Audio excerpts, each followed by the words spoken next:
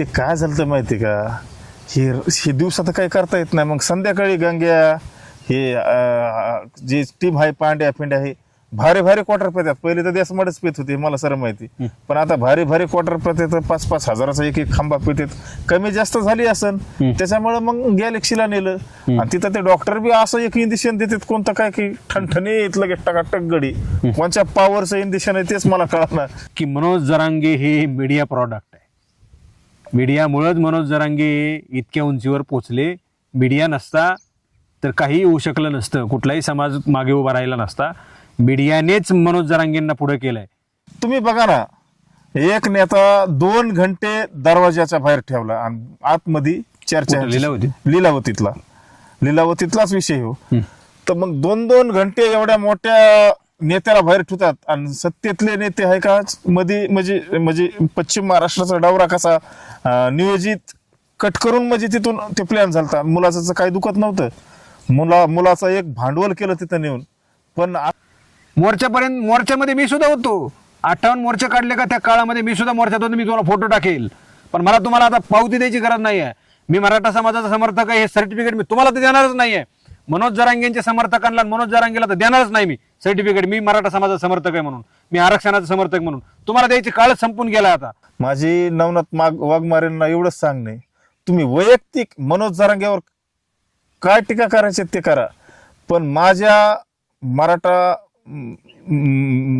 भगिनींना माझ्या समाजांना कुठं असं म्हणजे दुःख लागन असं बोलू नका. तुम्हाला ही माझी शेवटची वॉर्निंग आहे. मनोज जरांगेंनी कुठल्या महिन्यावर टीका केली नाही. हा, मनोज जरांगे शिवीगाळ करतात, चुकीचे शब्द वापरतात, मात्र वाघमारेंसारखं असं ते कधी बोलत नाहीत. म्हणून वाघमारेंना माझं आव्हान आहे, ते शब्द तुम्ही मागे घेतले पाहिजे. तमाम मराठा समाजाच्याच नाही तर महाराष्ट्रातल्या तमाम महिलांची तुम्ही माफी मागितली पाहिजे. हे अत्यंत चुकीचं आहे. गौतम बुद्धांचा सुद्धा अशोक सम्राटांचा सुद्धा मनोज जरांगेने अपमान केला. मनोज जरांगे काय लय छान दिसतोय का, शिळीच्या ढोपरावणी तर तोंड आहे मनोज जरांगेचं. स्वतःच काय म्हणजे स्वतःच अवतार काय, लोकांना बोलायचं काय अवतार कस. मीडियाने जर ठरवलं ना की मनोज जरांगेंची असलियत बाहेर काढायची तर त्याला वर्ष नाही लागणार साहेब, महिने नाही लागणार, दिवस नाही लागणार, फक्त 24 तास पाहिजेत. मीडियाने ठरवलं ना मनोज जरांगेंच्या चुका बाहेर काढायच्या आणि काय ह्यांनी शिजवलं, काय प्लॅनिंग करून केलंय आणि किती समाजाला गंडवलंय, 24 तासामध्ये मनोज जरांगेंच्या दारामध्ये लोक दगड घेऊन उभं राहतील. मग संग्राम धनवे त्याला चॅलेंज करतो. माझ्यासोबत पुन्हा एकदा अमोल खुने आहेत. वातावरण मस्त आहे, शांत आहे. पाठीमागं तुम्ही पाहत असाल, कारण मनोज जरांगेंची आम्ही इच्छा पूर्ण करतोय. ते नेहमी आम्हाला म्हणतात पत्रकार आमच्याकडे येत नाहीत, ते कुठं राहणारच बसतात, लिंबाखाली बसतात. कोण पत्रकार आहेत ते काय माहीत नाही, कोण त्यांना सल्ले देतात माहीत नाही. मला एका व्यक्तीचा फोनही आला होता, अमोल खुनेंना काय बोलता येत नाही, तुम्ही त्याला सगळं शिकवताय, तुम्ही त्यांना सांगताय, असं त्यांचं म्हणणं होतं. मागच्या 1.5 वर्षापूर्वी अमोलची एखादी बाईट दाखवा मला, त्याला बोलता तरी येत होतं का, तर मी त्यांना जाहीर सांगितलं मनोज जरांगेंना काहीच बोलता येत नव्हतं. आणि मी जाहीर सांगतो, तेव्हाही सांगितलं होतं आणि आत्ताही सांगतो की मनोज जरांगे हे मीडिया प्रॉडक्ट आहे. मीडियामुळेच मनोज जरांगे इतक्या उंचीवर पोचले. मीडिया नसता तर काही होऊ शकलं नसतं, कुठलाही समाज मागे उभा राहिला नसता. मीडियानेच मनोज जरांगेंना पुढे केलंय. तुम्ही म्हणता मनोज जरांगे बोलल्यानंतर तुम्हाला पैसे मिळतात, सुपारी मिळतात आणि म्हणून तुम्ही तुमची घरं चालतात. मनोज जरांगेंमुळे आमची नाही, आमच्यामुळे मनोज जरांगेचं दुकान चाललंय. सगळ्यात मोठं जे होलसेल दुकान सुरू केलं मनोज जरांगेंनी, ते आमच्यामुळे, ते आमच्यासारख्या पत्रकारांमुळे. आमच्यासारख्या पत्रकारांमुळे ती किंमत मनोज जरांगेंना मिळाली जी कधीच मिळाली नसती. आणि ते लेवलचे सुद्धा मनोज जरांगे नाही आहेत, त्या किमतीचे सुद्धा नाही आहेत. पण मराठा समाजाच्या आशेपोटी किंवा मराठा समाजाची जी काही भोळे भाबडे लोक आहेत ना, त्यांना वाटलं काहीतरी माणूस करून ठेवेल, आपलं काहीतरी फायदा करून ठेवेल, असं म्हणून लोक मोठ्या आशेनं मनोज जरांगेंच्या मागे उभं राहिले होते. अमोल खुने माझ्यासोबत आहे पुन्हा एकदा. अमोल, कालचा जो काही पश्चिम महाराष्ट्राचा दौरा होता किती यशस्वी होता आणि काय त्यातून मिळालं आहे, काय उद्देश होता दौरा ठरवण्यामागचा, नेमका काय उद्देश होता? लीलावती हे सगळं. लीलावतीत मुलगा ॲडमिट केला. तुम्ही सांगा ना, मुलाला आजार कोणता होता, त्याचे रिपोर्ट दाखवा. मग तिथं राजकारणी लोक, मग एवढाले मोठाले मंत्री, आमदार, खासदार भेटतेत. मग शोकट पश्चिम महाराष्ट्र दौऱ्याचा तिथून तशीचला नसन ना. तुम्ही बघा ना, एक नेता 2 घंटे दरवाजाच्या बाहेर ठेवला आणि आतमध्ये चर्चा कुठं लीलावती? लीलावतीतलाच विषय हो. तर मग 2-2 घंटे एवढ्या मोठ्या नेत्याला बाहेर ठेवतात आणि सत्तेतले नेते आहे का मध्ये म्हणजे पश्चिम महाराष्ट्राचा दौरा कसा नियोजित कट करून म्हणजे तिथून ते प्लॅन झालता. मुलाचं काही दुखत नव्हतं, मुलाचं एक भांडवल केलं तिथं नेऊन. पण असं मनोज जरांगेने कधी नाही करायला पाहिजे. भांडवल करण्याच्या नादात खरोखरच आग लागन एखादी बार. काय सिद्ध केलं त्यांनी पश्चिम महाराष्ट्राचा दौरा करून? काय सिद्ध, काय मिळवलं काय? पश्चिम महाराष्ट्रात मनोज जरांगेला काही राजकारणी लोकच चालवित होते, पण राजकारणी लोकांच्या लक्षात आलं की बाबा हे पश्चिम महाराष्ट्रात रिस्पॉन्स भेटणार. 2-3च ग्रामीण भागात मनोज जरांगेने ते 2-3 दिवस दौरा केला आणि पश्चिम महाराष्ट्रातून पळ काढली. तिथं एक चेतावणी असं भाषण केलं की म्हणजे दोन्ही बी राजघराण्याला आहे का टार्गेट केलं तिथून की तुमच्या घरातले ते गॅजेट काढा, सातारा गॅजेट काढा, कोल्हापूर काढा, तोंड काढा. म्हणजे काय राजे घराण्याच्या घरातच काय ह्यांचे हे जे गॅजेट आहे ते हे गॅजेट एक म्हणजे पुंगी आणि ही पुंगी मनोज जरांगेने वाजायची बंद करावात. कारण ह्याच्यामध्ये ह्या गॅजेटमध्ये काही सुद्धा नाही. मराठा समाजाचा फायदा फक्त कुठे आहे माहिती का? EWS मध्ये आणि ECBC मध्ये. फक्त माझी सरकारला एवढीच मागणी की ज्या ओबीसीला सवलती लागूत त्या आरक्षणात लागू करा. स्कॉलरशिप असन समजा काय ज्या सवलती असतात त्या मराठा समाजाला त्या आरक्षणामध्ये लागू करा. ओबीसी समाज कधीच विरोध करणार नाही. आणि ओबीसी मध्ये जाऊन कॉम्पिटिशन किती वाढन तुम्ही सांगा त्या आरक्षणाचं. मुलाच्या मनोज जरांगेंचे मुलगा लीलावतीमध्ये ऍडमिट झाला होता. तुम्ही प्रश्न उपस्थित केला की त्याचं नेमकं काय दुखत होतं, तुम्हाला काय म्हणायचं, नेमकं काय सिद्ध करायचं तुम्हाला? मुलाचं भांडवल केलं मनोज जरांगेने. मुलाचं काहीच दुखत नव्हतं ना, ठणठणीत मुलगा होता, 5 रुपयाचा गोळीत मुलगा क्लिअर झाला असता. तिथं जाऊन भांडवल केलं. जातात आहे ना नेते, आमदार, खासदार, मंत्र्याला तर इथं सारखं येत आहे ना पंचायत व्हावं लागली. म्हणून मग ते लीलावतीचं आहे का म्हणजे एक भांडवल केलं आणि तिथं मुलाला नेलं आणि तिथूनच मग हे पश्चिम महाराष्ट्राचा दौरा फिक्स झाला. तिथूनच काल ते गाडीमधून येत असताना आम्ही पाहिलं, काही सोशल मीडियावर त्यांच्या टोळीच्या लोकांनी टाकलं होतं मनोज जरांगेंना उठता येत नव्हतं. नेमकं काय झालं होतं त्यांना? आणि आज तर मी पाहिलं त्यांना सकाळी आंघोळ बिंगोळ करून एकदम टाईट. रात्री त्यांना उठता येत नव्हतं, इतकी तब्येत खालवलेली होती त्यांची. आज ते एकदम असे इतके टाईट झालेत की ते रनिंगला तयार असू शकतात. ते डॉक्टर नेमकं कुठलं इंजेक्शन देतात त्यांना?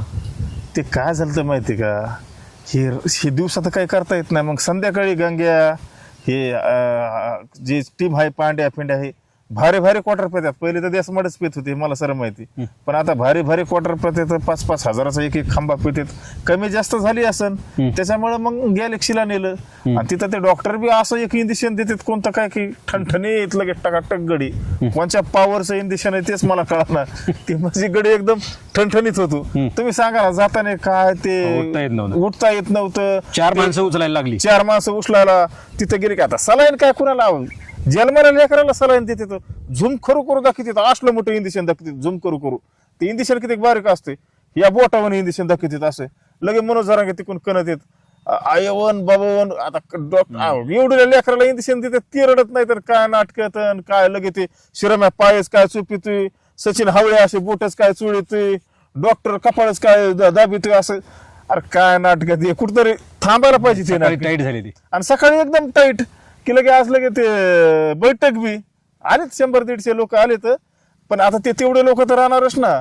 तुम्ही सांगा ना, 4-5 हजार कोटीचे टेंडर सुरू होतं. पुन्हा नावावर काय तर डिपेंडर कशी आली, डिपेंडरवाल्याचं काय, हे सर्व आम्हाला माहिती ना. मग प्रत्येक माणसाच्या मागे थोडंफार माणसाचं गोरगरीब समाजासाठी हो लढा राहिलेला नाही. गोरगरीब मराठ्यासाठी ह्यो पैशावाल्या मराठ्याचा लढा. ह्यो मनोज जरांगेचा जो लढा आहे ना, हे गोरगरीब मराठ्याचा लढा नाही, हे पैशावाल्या मराठ्याचा लढा आहे. ह्यांना काय करायचंय, कुणबी सरप तिकीट काढून कुणाला जिल्हा परिषदला निवडून यायचंय, कुणाला पंचायत समितीला यायचंय, कुणाला नगरसेवक व्हायचंय, कुणाला नगराध्यक्ष व्हायचंय, कुणाला महापौर व्हायचंय. त्याच्यामुळे हाय का हे मनोज जरांगेचा लढा आहे. गोरगरीब मराठ्यासाठी राहिलेला नाही. आणि येणाऱ्या काळात हाय का हे जे बोगस जे झालेत ना, हे सारे उघडे पडणार. आताच 4-5 जण गेलेत. येणाऱ्या काळात भरपूर जाणार आहेत. मी प्रत्येक बाईट मध्ये सांगतोय, माझ्या गावात ज्याला गुंठ्या जमीन नाही त्यांचं कोण बी सर्टिफिकेट निघा नाही, आणि ज्यांना 50-50 एकर जमिनीत त्यांचं कोण बी सर्टिफिकेट कसं काय नाही, आणि रद्द होत नाही त्यांचं. आणि त्यांचं रद्द बी होत नाही. कसं काय कुठून काढतात ते? जेव्हा टोकाचा कोणीतरी निर्णय घेईन आणि तिथं हात घालीन त्या टायमाला म्हणजे तिथे चौकशी होईल, ज्या प्रमाणपत्र ज्याला चॅलेंज केलं जाईल ते रद्द होत आहे. हा, आणि कुणाला चॅलेंज करते ना. त्याच्यामुळे आहे का, हे राजकारणातले तर उडणारच. नवनाथ वाघमारेंनी काल चुकीचं स्टेटमेंट केलं, त्याचं कुणाला समर्थन असू शकत नाही. तुम्ही ऐकलं का ते स्टेटमेंट? काय त्याच्यावर बोलायचं आहे? माझी नवनाथ वाघमारेंना एवढंच सांगणे, तुम्ही वैयक्तिक मनोज जरांगेवर काय टीका करायची ते करा, पण माझ्या मराठा भगिनींना, माझ्या समाजांना कुठं असं म्हणजे दुःख लागन असं बोलू नका. तुम्हाला ही माझी शेवटची वॉर्निंग आहे. कारण तुम्ही जे बोललात ते आहे का, एकदम खालच्या पातळीचा शब्द वापरलेत, आणि हे तुमचे शब्द तुमच्या अंगलोट येते ना. मी तुमचे आहे का, मी तुम्हाला कळकळून म्हणजे मी सांगणे तुम्हाला, इथून पुढे तुम्ही आहे का माझ्या समाजाला अजिबात काही बोलायचं नाही. तुम्हाला जे काय खालच्या पातळीचं बोलायचं ते मनाला बोला, पण समाजाला घेऊन पडू नका. तुमच्यामुळेच आहे का लक्ष्मण हाकेमुळे, नवनाथ वाघमारेमुळेच आहे का मोठा झालाय. तुम्ही जर आहे का ह्याच्या विरोधात नसते बोलले तर आहे का, तुम्ही समाजाच्या विरोधात बोलतात त्याच्यामुळे हे मोठा होतो. तुम्ही ह्याच्या विरोधात काय बोलायचं तर बोला, समाजाला नाव ठेवू नका. मी कोणत्याच समाजाला नाव ठेवत नाही. मी सरळ धरून चालणारा माणूस आहे. कारण माझ्या अंगात आहे का, माझ्या रक्तात शिव छत्रपतीच्या विचाराने चालणारा माणूस आहे. मी कधीच कुणावर खालच्या पातळीचं बोलत नाही आणि बोलणार बी नाही, कारण मी सऱ्याला धरून चालणारा माणूस आहे. लक्ष्मण हाकेंनी ज्या संदर्भामध्ये टीका केली, समजा ते अगोदरही करत होते, आताही करत होते, या सगळ्या गोष्टींवर तुम्हाला काय म्हणायचं? आता ते दोघंही करतात, आता वाघमारे सुद्धा करतायत. वाघमारेंनी आजचं तुम्ही तर निषेध केलाच आहे त्याचा. वाघमारेंकडून तुमची काय अपेक्षा आहे? तुम्हाला काय त्यांना आव्हान आहे? माझी वाघमारेला एवढंच सांगणं आहे की तुम्ही मनोज जरांगेवर वैयक्तिक काय टीका करायच्यात तर करा, पण माझ्या समाजावर करू नका. माझ्या समाजाला कुठं दुःख लागन असं बोलू नका. आणि हे सुरू कुठून झालंय माहिती का? मनोज जरांगेपासूनच सुरू झालंय. हे खालच्या पातळीचं बोलते, त्याच्यामुळे ते बोलते, तर मग हे असं एकामेकामुळे बोलल्यामुळेच आहे का, मग हे बी चालते तर मनोज जरांगे बी चालते. मनोज जरांगे त्यांच्यावरच टीका करतात. मनोज जरांगे दुसऱ्या कुठल्या महिन्यावर टीका करत नाहीत. आता वाघमारेने जे केलं ते चुकीचं आहे. मी अजिबात ते समर्थन करू शकत नाही. महाराष्ट्रात समर्थन करणार नाही. मनोज जरांगेंनी कुठल्या महिन्यावर टीका केली नाही. हा, मनोज जरांगे शिवीगाळ करतात, चुकीचे शब्द वापरतात, मात्र वाघमारेंसारखं असं ते कधी बोलत नाहीत. म्हणून वाघमारेंना माझं आव्हान आहे, ते शब्द तुम्ही मागे घेतले पाहिजे. तमाम मराठा समाजाच्याच नाही तर महाराष्ट्रातल्या तमाम महिलांची तुम्ही माफी मागितली पाहिजे. हे अत्यंत चुकीचं आहे. अमोलने सांगितलं तसं, मनोज जरांगे तुम्ही काय वाद असतील तुमचे, तुम्ही वैयक्तिक एकमेकावर जाऊन वाद खेळा, वैयक्तिक एकमेकावर टीका करा, मात्र समाजाच्या कुठल्याही महिलांवर टीका करणं अजिबात सोपं नाही आणि चुकीचं आहे. ते तुम्ही तात्काळ त्याच्यावर माफी मागितली पाहिजे असं माझं म्हणणं आहे. तुमचं काय म्हणणं आहे शेवटी? माझं एवढंच सांगणे, वैयक्तिक तुम्हाला काय लंगोट्या घालून कुस्त्या खेळायच्या ते खेळा, पण समाजाला मध्ये घेऊन पडू नका. तुम्ही वाघमारे मनोज जरांगेवर बोलले की मनोज जरांगे ऑटोमॅटिक मोठा होतो. लक्ष्मण हाके मनोज जरांगेवर बोलले की ऑटोमॅटिक मनोज जरांगे मोठा होतो. त्याच्यामुळे तुम्ही काय करा माहिती का, समाजाला घेऊन पडू नका. मनोज जरांगेला काय तुम्हाला बोलायचे ते बोला. आणि मनोज जरांगेला बी माझं एवढंच सांगणं, तुम्हाला जर लय शे करायचंय ना, तुम्ही समाजाला घेऊन मध्ये पडू नका. कोणत्याच समाजावर बोलायचा तुम्हाला अधिकार नाही. हे शिवरायांचा महाराष्ट्र आहे, डॉक्टर बाबासाहेब आंबेडकरांचा कायदा आहे हो. त्याच्यामुळे आहे का, तुम्ही तुमच्या ह्याने राहा. हे कायद्याचं राज्य आहे आणि महाराष्ट्र शिवरायांच्या विचारावर चालणारा महाराष्ट्र ह्या. त्याच्यामुळे आहे का, तुम्हाला कुणी अधिकार दिला नाही खालच्या पातळीचा बोलायचा. तुम्ही कुठंतरी तुमच्या मनोज जरांगेंनी बावनकुळेंवर सुद्धा टीका केली. आता टीका केली म्हणण्यापेक्षा बऱ्याचशा लोकांनी टीका केली, बऱ्याच वेळा त्यांनी टीका केली, मात्र त्यांच्या व्यंगावर बोलणं किती योग्य आहे? बावनकुळे असंच दिसतात, त्यांची ओटा असेच आहे, ते असंच दिसतात, कुठल्या शिल्पावाने दिसतात वगैरे, हे त्यांनी असं उल्लेख केला. म्हणजे ह्याकडे तुम्ही कसं बघताय? मी काय म्हणतोय माहिती का, आता ते आई वडिलांनी जसं समजा जन्म दिला तसं दिसणार माणूस. आता काय, काहीला सौंदर्य भेटतं, काहीला नाही भेटत. पण मनोज जरांगेला अधिकार कोणी दिला की ते असे हात करून शिल्पावाने दिसतोय, ह्या दिसतोय, तसं दिसतोय? त्या गौतम बुद्धाच्या अजिंठ्याला लेण्यात एवढ्या पवित्र लेण्यात अख्ख्या महाराष्ट्रातले अभ्यासक तिथं अभ्यास करायला येतात आज बी. म्हणजे अख्ख्या महाराष्ट्रातलेच नाही अख्ख्या जगातले अभ्यासक तिथं जी. लोक येतात त्या लेण्या बघायला. म्हणजे त्या लेण्याचा सुद्धा अपमान केला आणि गौतम बुद्धांचा सुद्धा अशोक सम्राटांचा सुद्धा मनोज जरांगेने अपमान केला. मनोज जरांगे काय लय छान दिसतोय का, शिळीच्या ढोपरावणी तर तोंड आहे मनोज जरांगेचं. स्वतःच काय म्हणजे स्वतःच अवतार काय आहे, लोकांना बोलायचं काय अवतार कसा आहे स्वतःचा बघा ना. ती खाटाड शिळी नसते की एखादी खाटकाला किती ते ढोपर वाळलेलं असते तसं तर मनोज जरांगेचं तोंड दिसतंय. हसण्याचा विषय जाऊ द्या, पण मनोज जरांगेंचा मुलगा म्हणजे मनोज जरांगे गॅलक्सीमध्ये येतात, मुंबईवरून ते गॅलक्सीला रुग्णालयात ऍडमिट होतात आणि मुलगा गॅलक्सीला ऍडमिट होतो, निलावतीला ऍडमिट होतो. हे समीकरण कळलं नाही, महाराष्ट्राला कळलं पाहिजे ते. म्हणजे ते मुंबईत असताना गॅलक्सीला येतात वाकडं होऊन असत आणि मुलगा त्यांचा गॅलक्सीत नेतात. हे समीकरण कळलंच नाही लोकांना. मग मुलाला का गॅलक्सीत नेलं नाही? म्हणजे काय होतं माहितीये का, मुलाला कसं न्यायचं, मुलाला तर काय थंडी तापच आलती ना, मग इथं गॅलेक्सीलाच ऍडमिट करायचं ना. मग लीलावतीला नेणं म्हणजे हे काय मी तुम्हाला अगोदरच सांगितलंय ना की समजा हे ठरलेलं होतं.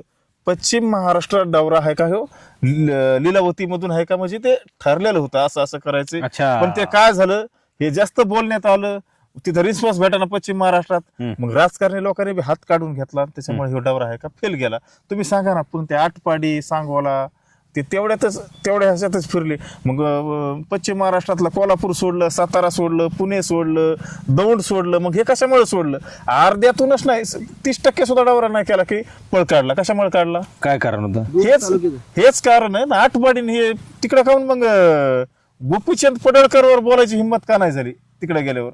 मग बोलायचं ना. बावनकुळेच कसं काय आठवले? बावनकुळेवर बोलण्यासाठी आहे का हे आहे का प्लॅन आहे का? लय दिवसापासून अगोदर आहे, 6 ते 7 महिन्यापासून अगोदर बोलायचं होतं. पण ते आता म्हणजे हे केलं, ते निमित्त भेटलं बोलायचं. आज त्यांनी अभ्यासकांची बैठक बोलवली, ते ऐकून घेतील असं वाटतं का अभ्यासकांचं? अभ्यासकच येते ना.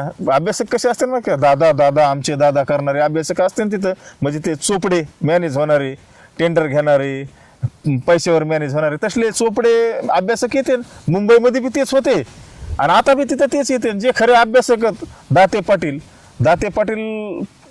आज बघा तिथं सारे तरुण पिढी त्यांच्यापाशी बसलेली. तरुण पिढीला कळलं आपलं फायदा कशात होता आणि तोटा कशात आहे. त्याच्यामुळे दाते पाटलाला तरुण पिढीने जे शिकतात मुलं हे सरांनी सपोर्ट केलाय. आणि येणारा काळ आहे का दाते पाटलाचीच गरज आहे येणाऱ्या काळाला आणि तरुण पिढीला. कारण दाते पाटलाचा आहे का 40 वर्षाचा संघर्ष आहे. मनोज जरांगेचं जेवढं वय आहे का तेवढा संघर्ष आहे दाते पाटलाचा. मला शेवटी जाता जाता हेच सांगायचं आहे, अमोल खुणे जे प्रश्न उपस्थित करतात ना, मला हे बघा तुमचं नेहमी असं म्हणणं असतं. मी काल त्या दाते पाटलांचा इंटरव्ह्यू करायला गेलो, त्यांच्या उपोषणाला गेलो. अरे हा मराठा समाजाच्या विरोधातला पत्रकार आहे, त्याला कसं काय वाईट देतात? म्हणजे मग दाते पाटीलही चुकीचे आहेत, ते मराठ्यांचे द्रोही आहेत, ते मराठ्यांचे विरोधक आहेत. तुम्ही कसं काय ठरवता हे? तुम्ही कसं काय ठरवता? एखादा पत्रकार जातो, ठीक आहे, मला समजा तुम्ही मराठा समाजाचा विरोधातला पत्रकार आहे, बिलकुल समजून टाका. पण माझ्या वतीनं जे अमोल प्रश्न विचारत आहेत त्यांची उत्तरं द्या ना. दाते पाटील प्रश्न उपस्थित करतायत त्यांचे उत्तर द्या. जे लोक प्रश्न उपस्थित करतायत त्याची उत्तर द्या ना. त्याचे उत्तर द्यायचं म्हणलं की तुमच्यावर जड जातं. त्याची उत्तराचे प्रश्नाची उत्तरच नसतात तुमच्याकडे. आणि तुम्हाला वाटतं की मनोज जरांगे एकटेच आहेत मराठा समाजासाठी, दुसरं कोणीच नाही आहे. कोणी सांगितलं तुम्हाला असं? काल बोलत असताना त्या शेळकेंनी सांगितलं समाज एकटा मनोज जरांगेंनी एकत्र केलेला नाही आहे. समाजात अनेक लोकांनी समाज एकत्र केलेला आहे. शिवाजी महाराजांनी केलाय, बाबासाहेबांनी केलाय, त्याच्यानंतर अण्णासाहेब जावळे पाटलांनी केला. त्या काय कोणते सर सांगितले त्यांनी? वडजे सरांची समाज एकत्र केला. आता दाते पाटलांनी एकत्र केलेला आहे. आणि 58 मोर्चे मराठा समाजाने मनोज जरांगे नसताना एकत्र आलेले आहेत लाखो लोक. हे कधी विसरताय तुम्ही? कसं काय विसरताय? कसं विसरता येईल तुम्हाला हे सगळं? 58 मोर्चे कुठलंही नेतृत्व नसता लाखोंचे करोडोंचे लोकांनी मोर्चे काढलेले आहेत. तेव्हा कुठे होते मनोज जरांगे? कुठेतरी कुठल्या तरी एखाद्या रिक्षात बसून असायचे ते, मला माहिती आहे ना. मोर्चामध्ये मी सुद्धा होतो. 58 मोर्चे काढले का त्या काळामध्ये मी सुद्धा मोर्चात होतो. मी तुम्हाला फोटो टाकेल. पण मला तुम्हाला आता पावती द्यायची गरज नाही आहे. मी मराठा समाजाचा समर्थक आहे हे सर्टिफिकेट मी तुम्हाला तर देणारच नाही आहे. मनोज जरांगेंच्या समर्थकांना मनोज जरांगेला तर देणारच नाही मी सर्टिफिकेट. मी मराठा समाजाचा समर्थक आहे म्हणून, मी आरक्षणाचा समर्थक म्हणून. तुम्हाला द्यायची काळच संपून गेला आता. तुम्ही म्हणत हो की सुरुवातीपासून मनोज जरांगेंचा हा विरोध करतो. तुम्हाला कोण म्हटलं पहिली बातमी संग्राम धनवेनी केलेली आहे त्या साबळेंच्या विरोधामध्ये. साबळेंनी दुसरं उपोषण सुरू करायचं ठरवलेलं होतं. कोण? मंगेश साबळे. मंगेश साबळेंना पहिला ठणकावून सांगणारा माणूस आहे मी की मनोज जरांगे हा समाजाचा प्रामाणिक माणूस आणि त्याच्या मागे एकत्र राहा. तुम्हाला कुणी सांगितलं दुसरी चूल ठेवायची? हा प्रश्न मी पहिल्यांदा संग्राम धनवेने विचारलेला आहे. तुम्हाला काय माहिती आहे मी मनोज जरांगे विरोधात सुरुवातीपासून आहे का शेवटपासून आहे? जेव्हा मला मनोज जरांगे मॅनेज वाटले तेव्हापासून मी मनोज जरांगेच्या विरोधात गेलो म्हणजे मनोज जरांगे माझे दुश्मन नाही आहेत. मराठा समाज माझा दुश्मन नाही आहे. पण जे मनोज जरांगेंनी आज चालवलं ना साहेब, ते माझ्यासारख्या लाखो लोकांना अजिबात पटलेलं नाहीये, करोडो लोकांना पटलेलं नाहीये. समाजाची अडचण आणि गच्चंती इथं झाली की आज आम्ही जर म्हटलं की मनोज जरांगे चुकीचा माणूस आहे तर आम्हाला खाली बघायची वेळ येईल आणि ओबीसी लोक आम्हाला नावं ठेवतील की तुम्ही अशा प्रकारच्या चुकीच्या माणसाला तुम्ही नेता मानलं, चुकीच्या माणसाला तुम्ही दैवत मानलं. म्हणून मराठा समाजातले सुज्ञ लोक मनोज जरांगेंच्या मागे आहेत. चला ठीक आहे, काही का असे ना होऊ द्या, नुकसानही होऊ द्या, आता आपण सहन करू असं म्हणणारे लोक ते मला सांगतायत साहेब तुम्ही बरोबर आहेत, पण आता आम्हाला खाली मान घालायची वेळ येऊ नये म्हणून आम्ही मनोज जरांगे सोबत आहेत. पण ते योग्य नाहीये, ते चुकीचं आहे. अशा प्रकारच्या चुकीच्या माणसाच्या मागे उभा राहणं सुद्धा चुकीचं आहे आणि जे पाठीशी घालतील ते समाजाचं नुकसान करतायत असं माझं ठाम मत आहे. मी सुरुवातीलाच सांगितलं मनोज जरांगे कुठल्या स्वतःच्या कर्तृत्वावर पुढे आलेले नाहीत. मी जाहीरपणे ठामपणे सांगेल आणि सिद्धही करून दाखवलं, अनेक वेळा सिद्ध करून दाखवलेलं आहे. मनोज जरांगे मीडिया प्रॉडक्ट आहेत, ते कुठल्याही नेत्यांच्या कुठल्याही समाजाच्या जोरावर पुढे आलेले नाही आहेत. पुन्हा त्याचं उदाहरण देऊन सांगतो की 58 मोर्चे आणि करोडोंचे मोर्चे मनोज जरांगेंच्या व्यतिरिक्त महाराष्ट्रामध्ये निघलेले आहेत. तेव्हा मनोज जरांगे नव्हते, समाज तेव्हाच एकत्र आलेला आहे. ही गर्दी मनोज जरांगेंच्या नावावर खपवायचं काही कारण नाहीये. मनोज जरांगे एकटेच नाहीयेत, त्याच्या जागेवर कुठलाही एखादा अमोल खुनी असता तरी त्याच लेवलला जाऊन पोहोचला असता. त्याचं कारण असं आहे की मीडियाने मनोज जरांगेंना हिरो केलं आणि मीडिया मनोज जरांगेंचा करता धरताय. मीडियाने जर ठरवलं ना साहेब, मी सांगतो तुम्हाला, शेवटी जाता जाता एक सांगतो मुद्दा आणि निघून जातो आणि थांबतो. मीडियाने जर ठरवलं ना की मनोज जरांगेंची असलियत बाहेर काढायची तर त्याला वर्ष नाही लागणार साहेब, महिने नाही लागणार, दिवस नाही लागणार, फक्त 24 तास पाहिजेत. मीडियाने ठरवलं ना मनोज जरांगेंच्या चुका बाहेर काढायच्या आणि काय ह्यांनी शिजवलं, काय प्लॅनिंग करून केलंय आणि किती समाजाला गंडवलंय, 24 तासामध्ये मनोज जरांगेंच्या दारामध्ये लोक दगड घेऊन उभं राहतील. मग संग्राम धनवे त्याला चॅलेंज करतो. 24 तासात मीडियाने जर ठरवलं ना, फक्त मीडिया काय माहितीये का, आजच्या कंडिशनला कुणाच्या तरी काहीतरी सांगण्यावरून काम करतंय हे मात्र नक्की खरंय. पत्रकार मी आहे, जबाबदारीने आरोप करतोय. म्हणजे मला कुठल्याही माझ्या पत्रकार बांधावर आरोप करायचा नाहीये, पण ते चुकतेत हे सुद्धा मी त्यांना सांगतो आणि त्यांनी म्हणावं की मी चुकत कुठं नाहीये, त्याचं उत्तर मी देईल. आणि म्हणून सांगतो की येणाऱ्या काळामध्ये या सगळ्या गोष्टी समाजाला कळणार, पण वेळ निघून गेलेली असेल तेव्हा काही फायदा होणार नाही. पश्चातापाशिवाय मराठा समाजाकडे काही उरणार नाही. मनोज जरांगे जे आहेत ना, आज फार धुंदीत आणि फार काय म्हणतो त्याला आपण, मराठी एक म्हण आहे, मला एका महाराजांनी सांगितलं माणसाने, की मनोज जरांगे महादेवाच्या पिंडीवर जो साप असतो ना ते जाऊन बसले. मनोज जरांगेला मारायला गेलं की ते पिंडीलाच लागतं आणि अपमान होतो पिंडीचा. म्हणून पिंडीला कोणी मारायला जात नाही, ते सापावर जाऊन मारायला कोणी धजावत नाही. म्हणून मनोज जरांगेंचं शिजलंय सध्या. जेव्हा कधी चुकून साप असा खाली येईल ना, तो पिंडीवरून काही खायला वेळेला जे खाल्लंय ते असं गोळा करून ठेवायला जर येईल ना खाली, तो वाटण्या करायला किंवा गोळा करायला जेव्हा खाली येईल ना पिंडीहून साप, अशा धोपाट्या पडणार आहेत ना सापाला, तर विचारू नका. एवढंच या ठिकाणी बोलतो. अमोल, खूप खूप धन्यवाद दिलेल्या वेळाबद्दल. धन्यवाद.